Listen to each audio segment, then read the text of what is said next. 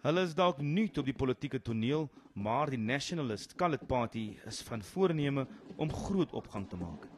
Die party se verkiesingsmanifest is egter met stampe en stote bekendgestel toe slegs 'n klein skare by die saamtrek opgedaag het.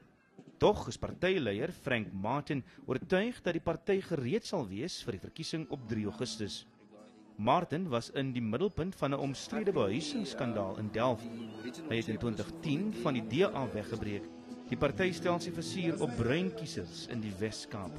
The colored vote has been messed around with for many, many years. And we have decided that, that we find ourselves in a scenario whereby black people are voting for the ANC. White people are voting for the DA. Why is it that we can't establish our own? Ondersteuners sê hulle is skillvol vir die ANC en DA se beloftes. Ek is 'n breinman, kleurling.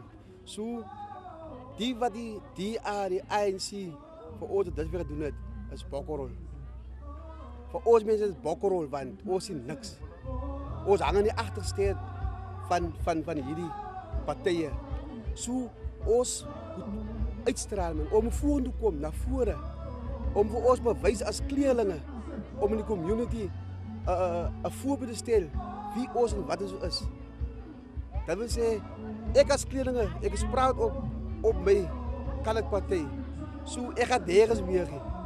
Ek staan by die colored party want die DA belieg vir ons. Volgens die party is sy hoofdoel om aan 'n mislukte onderwysstelsel aandag te gee.